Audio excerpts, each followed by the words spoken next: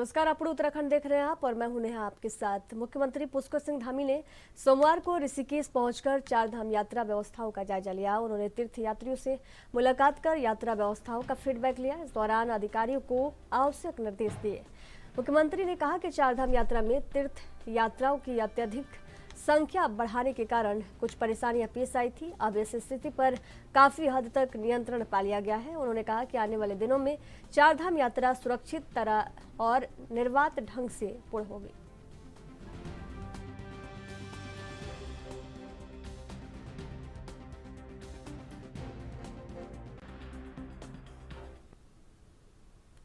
देवभूमि उत्तराखंड में चारधाम यात्रा अपने चरम पर है, जिसे लेकर रोजाना भारी संख्या में श्रद्धालुओं का आवागमन हो रहा है।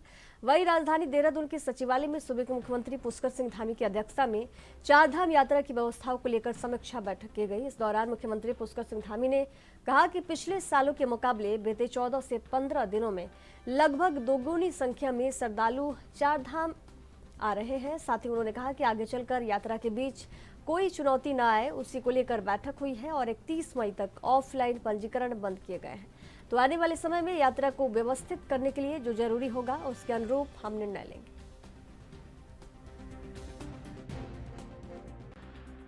चारधाम यात्रा हमारी सबसे महत्वपूर्ण यात्रा है और यात्रा में पिछले 14-15 दिनों में पिछले सालों की तुलना में दुगनी संख्या यहाँ पर आ गई थी और अभी यात्रा पूरी तरह से व्यवस्थित है।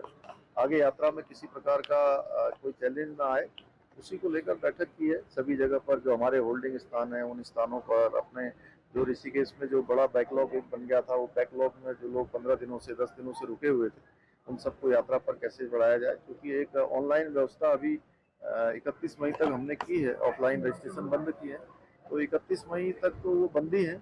आगे भी चूंकि यात्रा को व्यवस्थित करने के लिए जो जरूरी होगा उसके अनुरूप हम निर्णय लेंगे। मुख्यमंत्री पुष्कर सिंह धामी ने सोमवार को सचिवालय में चारधाम यात्रा, मानसखंड मंदिर, माला मिशन, कैची धाम और पूर्णागिरि में विभिन्न व्यवस्थाओं की समीक्षा की। मुख्यमंत्री ने कहा कि चारधाम यात्रा में हर साल श्रद्धालुओं की संख्या में तेजी से वृद्धि होगी। उन्होंने कहा कि चारों धामों की धारण क्षमता के अलावा यात्रा मार्ग के अन्य स्थलों पर भी श्रद्धालुओं और वाहनों की धारण क्षमता का आंकलन किया जाएगा।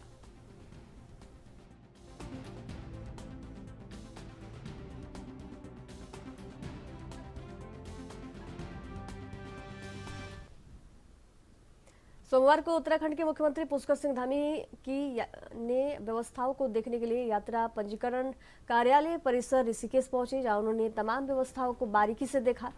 इस दौरान श्रद्धालुओं से भी मुख्यमंत्री ने बातचीत की। उनको दिलासा दिया कि किसी भी श्रद्धालुओं को बिना दर्शन के वापस नहीं जाने दिया जाएगा। श्रद्धालुओं की सुरक्षा सबसे पहली प्राथमिकता है, इसलिए व्यवस्थाओं के बनते ही श्रद्धालुओं को यात्रा मार्ग पर भेजा जा रहा है।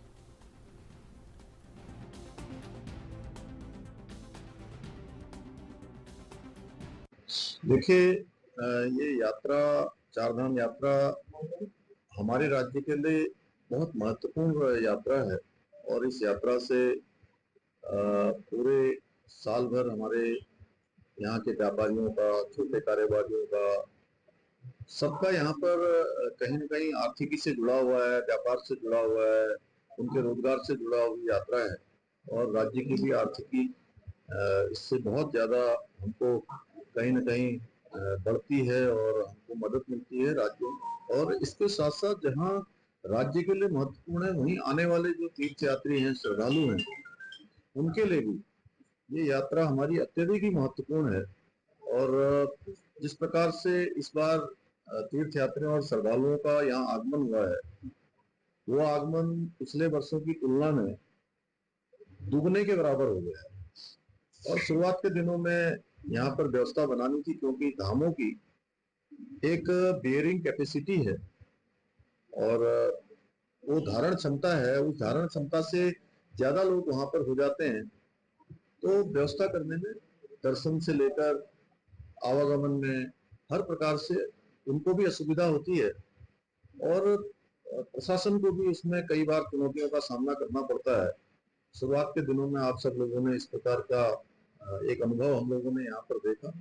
उसके बाद हमने यहाँ के जो ऑफलाइन रजिस्ट्रेशन थे, वो ऑफलाइन रजिस्ट्रेशन बंद कर दिए, क्योंकि हमारे लिए चारधाम यात्रा क्योंकि महत्वपूर्ण भी है, और जो चार धाम यात्रा में आने वाले श्रद्धालु तीर्थ यात्री हैं उनकी सुरक्षा अत्यधिक महत्वपूर्ण है।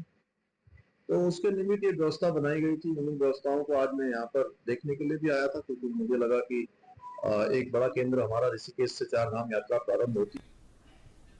चारधाम यात्रा को शुरू हुए अभी 16 दिन हुए हैं, जिसके चलते भारी संख्या में श्रद्धालुओं का आवागमन देखने को मिल रहा है। वहीं श्रद्धालुओं को अपनी यात्रा सुचारू रूप से करने के लिए ट्रिप कार्ड बनाना अनिवार्य हो गया है, जिसे परिवहन विभाग के अंतर्गत रोजाना भारी संख्या में बनवाया जा रहा है। इस बात को लेकर उत्तराखंड के संयुक्त परिवहन आयुक्त सनत कुमार सिंह ने कहा कि अभी तक कुल 20,883 ट्रिप कार्ड बनाए गए हैं, जिससे 1,86,188 यात्री चार धाम यात्रा के लिए जाएंगे। साथ ही उन्होंने कहा कि 14,671 कमर्शियल गाड़ियां अभी तक यात्रा के लिए रवाना हो चुकी हैं, जिनमें 1,84,294 यात्री दर्शन करने के लिए जा चुके हैं। यानी कुल मिलाकर लगभग 6,25,000 लोग अब धामों में दर्शन कर पाएंगे।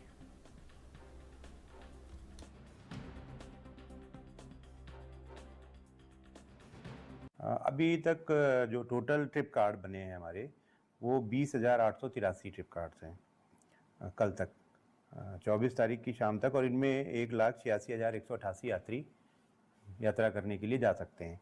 लेकिन कल तक जो एक्चुअल फिगर है कमर्शियल गाड़ियों की केवल अगर बात करें तो 14,671 गाड़ियाँ गई हैं, जा चुकी हैं अब तक टोटल।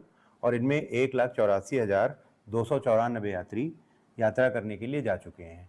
अब ये इन यात्रियों को अगर आप दर्शन में कन्वर्ट करना चाहेंगे, क्योंकि कुछ इसमें अधिकांश चार धाम के हैं, कुछ 3 धाम के हैं, 2 धाम के, तो अगर दर्शन के हिसाब से देखेंगे तो लगभग 6.25 लाख लोग दर्शन करेंगे इन गाड़ियों के माध्यम से। बद्रीनाथ केदारनाथ मंदिर समिति के अध्यक्ष अजिंद्र अजय ने प्रेस वार्ता में बताया कि राज्य सरकार चारधाम यात्रा में निरंतर सुधार कर रही है। इसके लिए सरकार चारधाम यात्रा विकास प्राधिकरण के गठन पर विचार कर रही है। इसके लिए कमेटी का गठन भी किया गया है। जल्द कमेटी अपनी रिपोर्ट सरकार को सौंपने वाली है।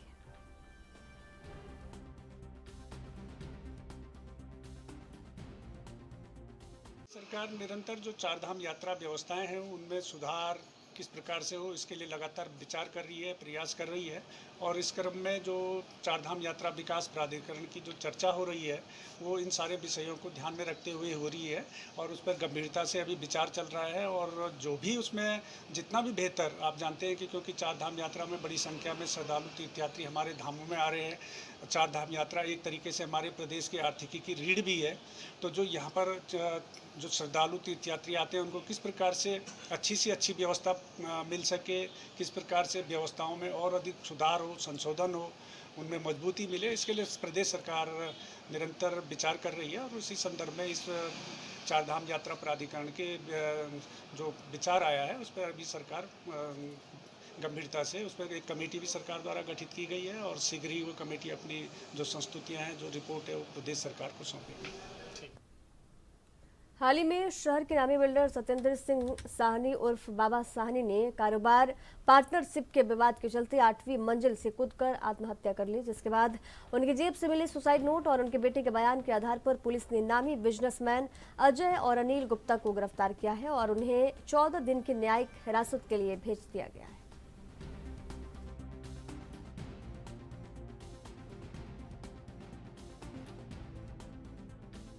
राजधानी नहीं, उत्तराखंड अपराधियों की शरण स्थली बन गया है।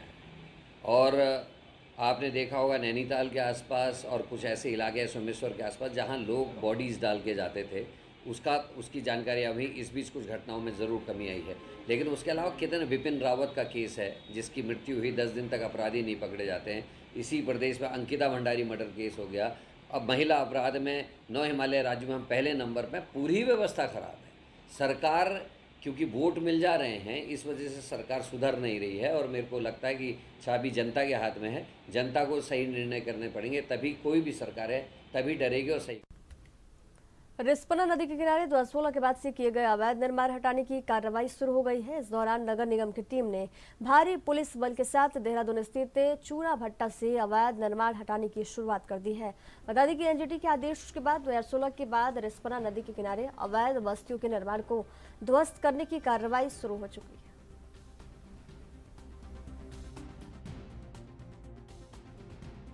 Niranjan Bagchi versus state of Uttarakhand matter में माननीय एनजीटी द्वारा दिए गए निर्देश के क्रम में रिस्पना किनारे कुछ अतिक्रमण चिन्हित किए गए थे जो 11 मार्च 2016 के बाद के हैं। उसमें निगम भूमि पर 89 अतिक्रमण थे, जिसमें लोगों को नोटिस देकर उनका पक्ष रखने का अवसर दिया गया। उसमें से कुछ लोगों के द्वारा अपने प्रत्यावेदन दिए गए। अभी तक स्थिति के अनुसार 15 लोगों के उसमें प्रत्यावेदन उचित पाए गए। 74 अतिक्रमण अभी भी ऐसे थे जिनके द्वारा ना तो कोई प्रत्यावेदन दिया गया और ना ही इनके द्वारा कोई और अपना पक्ष प्रस्तुत किया गया। अभी आज से उन पर फेज वाइज मैनर में कार्रवाई प्रारंभ की गई है। आज चक्कूवाला और डालनवाला क्षेत्र में कार्रवाई की जा रही है। अभी भी हम लोगों को यह मौका दे रहे हैं, यदि कार्रवाई के दौरान भी कुछ लोगों के द्वारा अपने एविडेंस दिए जाते हैं तो उस पर भी मौके पर ही विचार किया जाएगा। अवैधानिक अतिक्रमण पर न्यायालय का निर्णय है और कानून के शासन में न्यायालय के निर्णय को मानना बाध्यता होती है। अगर किसी को उसपे किसी प्रकार का ऐतराज है तो उच्चतम न्यायालय में उनको जाना चाहिए। देखिए, ये क्वेश्चन बहुत इम्पोर्टेंट भी है, और क्योंकि मलिन बस्तियों को उजाड़ना आसान है, उनको कहाँ बसाएंगे, वो परिवार कहाँ जाएंगे, इस बात की चिंता सरकार को होनी चाहिए। एक तरफ ये बोलते हैं कि साहब हमने प्रधानमंत्री आवास योजना चला दी, हम गरीबों के उत्थान के लिए कर रहे, इतने करोड़ लोगों को छत दे दी, वही सरकार आज लोगों के सरों से छत को छीनने का काम कर रही है। रही विनोद चमोली जी की बात, तो वो अनेकों बार इस तरीके के प्रकरणों में सरकार के खिलाफ बोल चुके हैं, चाहे वो स्मार्ट सिटी का मामला हो, चाहे मलिन बस्ती का मामला हो, चाहे वो ऊर्जा से संबंधित कुछ विषय रहे हों।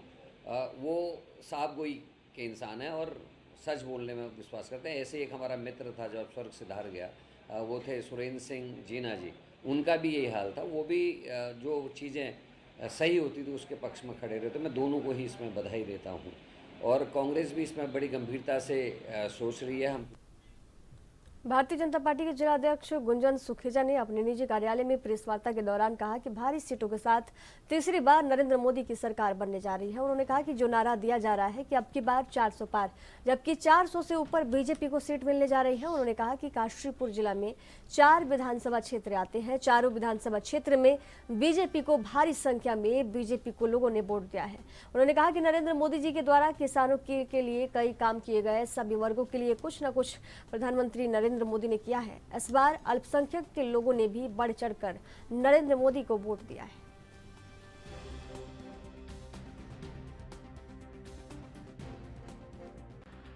नहीं तो पहले की स्थिति ये रहती थी कि जो सरकारी तोल केंद्र होते थे वहाँ पर मारो मार मस्ती थी।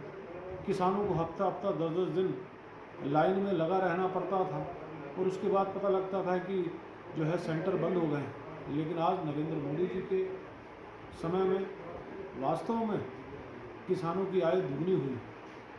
आज किसान खुशहाल है। आज ट्रैक्टर से लेके किसानों के जो भी उपकरण खेती में काम आते हैं उस पर सब्सिडी सरकार की तरफ से दी जा रही है। किसान सम्मान निधि सरकार की तरफ से दी जा रही है। इस प्रकार अनेकों काम किसानों के हित में नरेंद्र मोदी जी द्वारा किए जा रहे हैं और 100% चाहे वह कोई भी समाज हो। इस बार अल्पसंख्यक समाज ने भी बड़ी संख्या में भारतीय जनता पार्टी के पक्ष में मतदान किया है। उसका कारण ये है कि पिछले 10 वर्षों में इस देश में रहने वाले प्रत्येक व्यक्ति को कहीं ना कहीं सरकारी योजनाओं का लाभ मिला है। सरकार की योजनाएं धरातल पर उतरी हैं, चाहे वह शौचालय योजना हो, चाहे वह अटल आयुष्मान योजना हो, चाहे वह पक्के घर की योजना हो, चाहे वह 80 करोड़ लोगों को मुफ्त राशन देने की योजना हो, चाहे वह कोरोना के वैक्सीन लगाने की। इस प्रकार प्रत्येक जो भी केंद्र सरकार की योजना है वो 100% धरातल पर उतरी है। प्रत्येक वर्ग ने इन योजनाओं का लाभ लिया है, इसलिए मुझे पूरा विश्वास। खबरों के सफर में वक्त है एक छोटे से ब्रेक का। जल्द हाजिर होंगे, देखते रहिए एएनवी न्यूज़।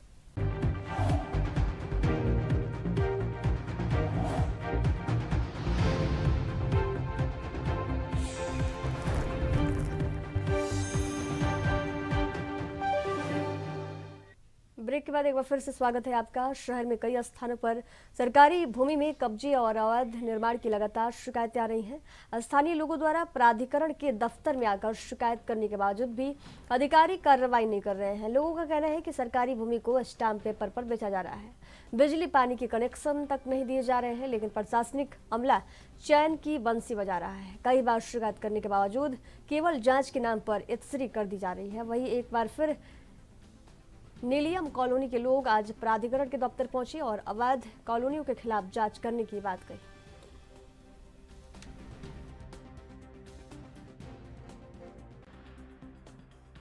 आज सर इससे पहले मैं आपको बता देता हूँ कि करीब 3 महीने से नीलियम कॉलोनी सिद्धेश्वर बिहार के पश्चिम में और आपका जो रगछिया नाला आता है उसके साथ में सिद्धेश्वर बिहार फेज़ 2 के पूरब में जो है एक अवैध कॉलोनी का निर्माण हो रहा है, जिसमें बहुत सारे लोग वहाँ पे आ रहे हैं और जा रहे हैं और साथ ही साथ औने पौने दामों पर जो है वो ज़मीन बेची जा रही है स्टैम्प पेपर के ऊपर में। अगर हमारे कोई लोग जाते हैं तो तुम्हारे मतलब की ज़मीन नहीं है। अब हम लोगों ने जो पूरे कॉलोनी वासी हैं उसमें सभी लोगों ने उनको समझा दिया कि आप ये गलत कर रहे हैं, तो वो बोलते हैं कोई गलत नहीं कर रहे हैं, हम तो अपनी ज़मीन बेच रहे हैं। तो बात आती है किसकी कि आने वाले समय की भविष्य की कि वहाँ पर बहुत सारे लोग। देखिए, जिला विकास प्राधिकरण के स्तर से लगातार क्षेत्र में मॉनिटरिंग की जा रही है। हमारी जो टीम्स हैं वो भ्रमण पे रहती हैं, जहाँ से भी हमें इनपुट मिलता है, सूचनाएं मिलती हैं, उस पर कार्रवाई कर रहे हैं। अभी दमोह डुंगा में एक शिकायत प्राप्त हुई थी। इसके अलावा अभी कुछ लोग आज मुझसे फिर मिलने आए हैं, उनके द्वारा भी ये शिकायत की गई है कि किसी राजकीय भूमि पे किसी तरह की कॉलोनी काटी जा रही है। अभी तहसील स्तर से भूमि की जांच कराने के बाद उस पर भी हम लोग कार्रवाई करेंगे और निरंतर ये प्रयास रहता है कि जो भी हमें शिकायतें प्राप्त हों, जहाँ पर भी उल्लंघन के मामले हों, उनमें कार्रवाई की जाए। देखिए, अभी हाल फिलहाल में इस तरह के जो भी मामले हमारे पास आए हैं उसमें हमने कठोर कार्रवाई की है। अगर आपने बेसमेंट में पार्किंग का प्रोविज़न किया है, उसको हमने तब्दील किया है, उसको तत्काल हम लोग सील कर रहे हैं। कुछ प्रकरण और भी आए हैं जिसमें बेसमेंट को दुकानों का स्वरूप दिया गया था, उसको भी सील। अल्मोड़ा नगर की ड्रेनेज व्यवस्था को दुरुस्त करने के उद्देश्य से राज्य सरकार ने सिंचाई विभाग को 39 नालों के निर्माण हेतु करीब 17 करोड़ बजट आवंटित किया गया, लेकिन सिंचाई विभाग की लापरवाही से बनाए जा रहे 39 नालों का काम अधर पर लटक गया है। बरसाती सीजन से पहले ठेकेदार नालों के निर्माण कार्यों को अधूरा छोड़ भाग गए हैं। इससे बरसाती सीजन में आपदा का खतरा बढ़ गया है, जिसको लेकर जनप्रतिनिधियों और जनता में नाराजगी बनी हुई है। अल्मोड़ा विधायक मनोज तिवारी का कहना है कि सिंचाई विभाग द्वारा बनाए जा रहे नालों का काम को छोड़कर ठेकेदार भाग गया। कई जगह पर काम अधूरा छूटा हुआ है, जबकि कुछ जगह पर काम शुरू ही नहीं हो पाया है।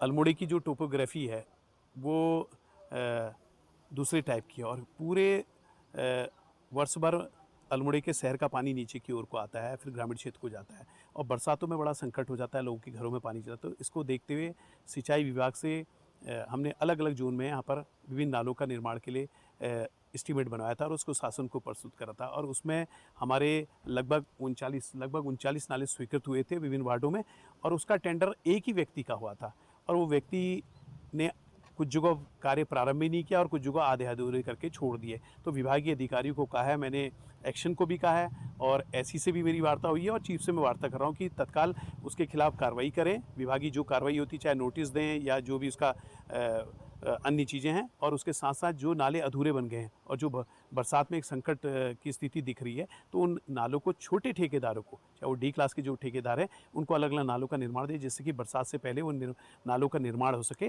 तो उसमें चीफ से अनुमति मिलनी है और जैसी चीफ से अनुमति मिल जाएगी तो हम उनको छोटे ठेकेदारों को विभाग से कह के देंगे और कोशिश करेंगे कि बरसात से पहले वो नालों का। पर्यटन स्थल के रूप में विख्यात नौकू चियातल के कमलताल में पर्यटन सीजन की शुरुआत के साथ कमल के फूल खिलने लगे हैं। कमल का फूल खिलने से क्षेत्र में घूमने वाले सैलानी भी उत्साहित नजर आ रहे हैं और कमल के इन फूलों के साथ फोटो खींचते दिखाई दे रहे हैं। विलुप्त होने की कगार तक पहुंचे प्रसिद्ध कमलताल झील में इस बार 5 साल के बाद फिर से कमल के फूल खिल उठे हैं। नैनीताल जिले के पर्यटन स्थल नौकू चियातल स्थित कमलताल जिले की एकमात्र झील है जिसमें कमल के फूल प्राकृतिक रूप से खिलते हैं।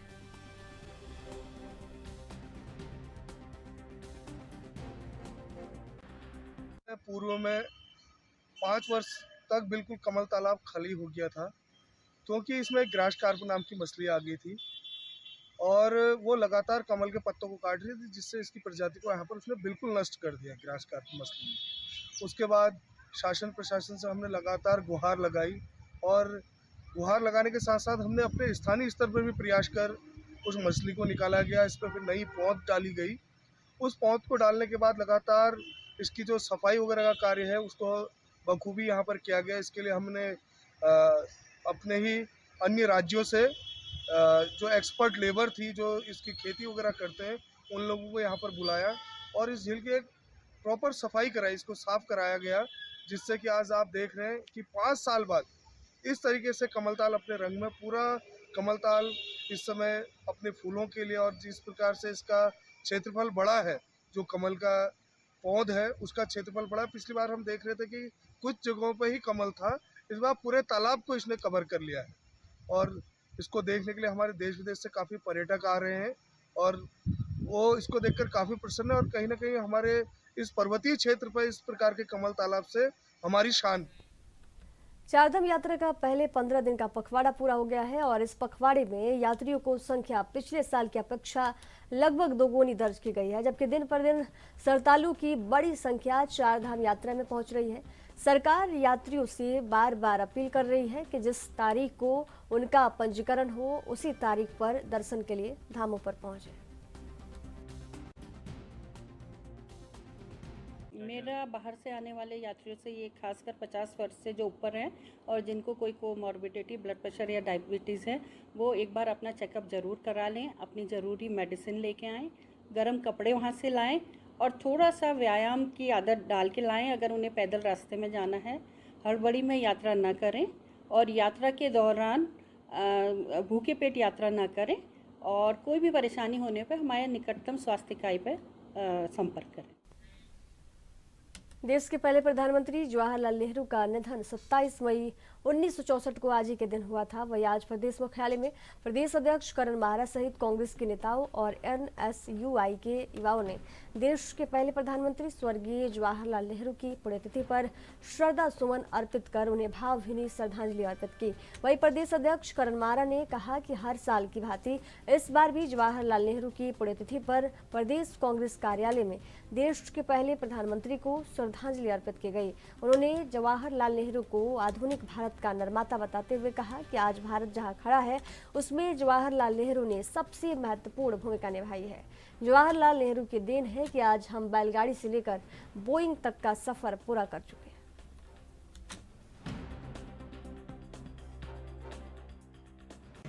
इसको कांग्रेस किस रूप में मना रही है और किस रूप में देखती है? हर वर्ष जिस तरीके से भारत के आधुनिक भारत के निर्माता हम कहेंगे जवाहरलाल नेहरू को, और मैं तो ये कहूँगा कि भारत आज जहाँ खड़ा है उसमें सबसे अगर किसी की बड़ी भूमिका है तो जवाहरलाल नेहरू। मिक्स इकोनॉमी लाने वाले वही थे, जिस वजह से आज बोइंग भी हमारे यहाँ बन रहे हैं, बैलगाड़ी से भी काम चल रहा है, बोइंग भी चल रहे हैं, हमारे बैंक्स तंदुरुस्त हैं, हमारी इकोनॉमी आज जहाँ सस्टेन कर रही उसका कारण बहुत बड़ा जवाहरलाल नेहरू की नीतियाँ रही हैं। ऐसे जवाहरलाल नेहरू जिन्होंने देश को आधुनिक बनाने के लिए IITs, IIM, नवरत्न कंपनियों की स्थापना से लेकर अनेक इंस्टीट्यूट्स बनाने का काम किया, तो उनका ये दिन है। निश्चित ही कांग्रेस इसको पूरे प्रदेश में मना रही। बीजेपी प्रदेश प्रवक्ता कमलेश रमन ने कांग्रेस और चारधाम यात्रा को लेकर उठाए जा रहे सवालों पर पलटवार किया है। कमलेश रमन का कहना है कि सरकार चारधाम यात्रा में आ रहे श्रद्धालुओं की सुविधाओं के लिए हर संभव प्रयास कर रही है, बावजूद इसके कांग्रेस पर सरकार पर आरोप लगाना गलत है।